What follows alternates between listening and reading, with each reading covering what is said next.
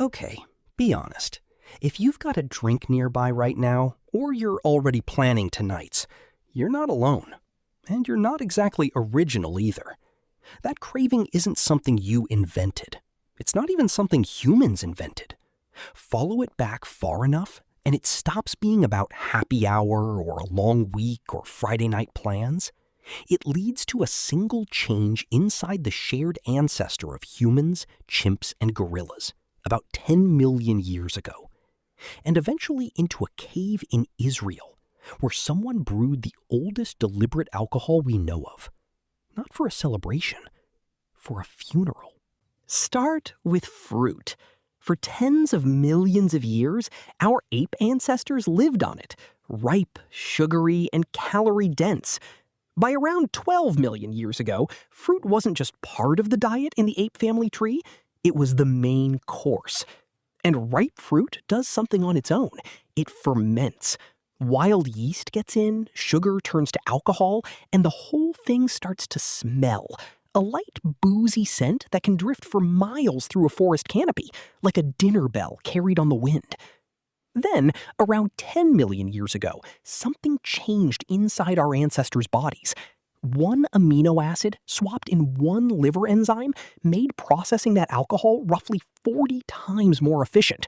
Almost overnight, in evolutionary terms, eating fermented fruit stopped being risky and started being free calories.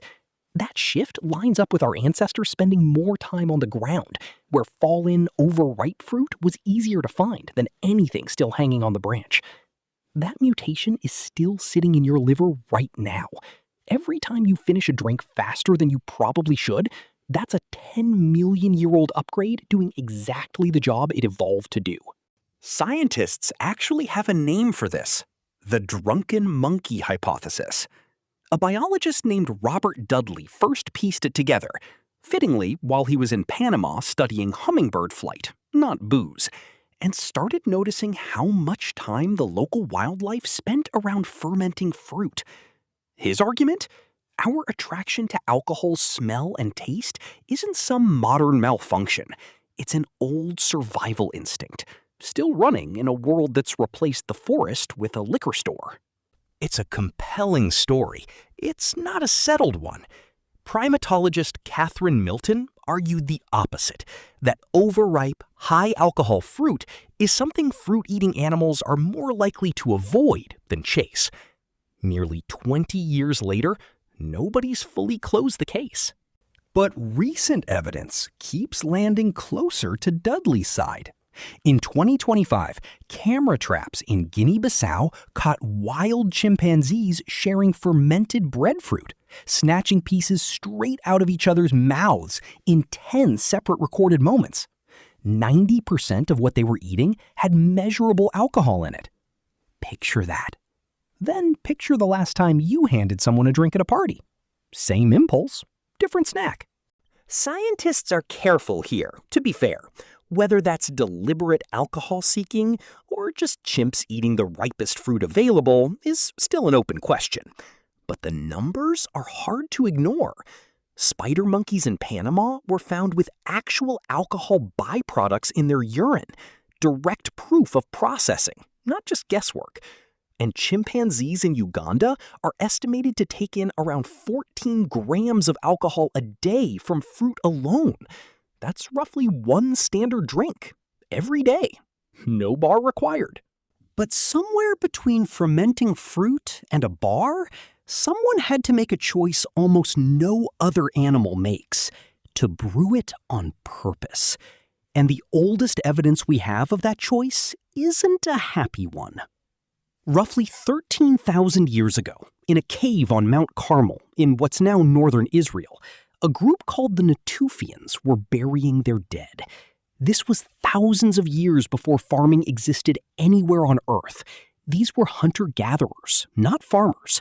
And yet, inside stone mortars at that same burial site, archaeologists found residue from a real deliberate brewing process. Grain sprouted into malt, then mashed, then left for wild airborne yeast to finish the job. A genuine recipe, not a guess. It wouldn't have looked like a modern beer. closer to a thick, low-alcohol porridge. But it was made on purpose by people who understood exactly what they were doing. And here's the part that stays with you. That residue turned up alongside roughly 30 burials, men, women, children, in a cemetery that had been in use for generations. And beneath the skeletons in 4 of those graves, pressed into the mud lining, are the actual impressions of flowers, sage, mint, figwort, laid down by hand almost 14,000 years ago, their shapes still legible in the dirt today. Beer and flowers, together, at a funeral. As far as we know, this is the oldest deliberately brewed alcohol on Earth, and it wasn't made to mark a good day. It was made so people who'd lost someone they loved had a way to sit together and grieve. Thousands of years later, on the other side of the world, people arrived at the same idea, with no contact, no shared culture, and no shared word for beer. At Jiahu, in China's Yellow River Valley, residue inside pottery jars dated to around 7,000 BCE gives us the oldest chemical evidence of an actual alcoholic drink preserved in a container. A mix of rice, honey, and hawthorn fruit or grape. Different continent, same idea, independently. So the next time you pour a drink, to celebrate something or just to get through a Tuesday, you're not doing anything new. You're running on a craving that predates humans by millions of years, and repeating a ritual people were already using to grieve and love and hold each other almost 14,000 years before you were born. The drink is new. The reason we reach for it really isn't.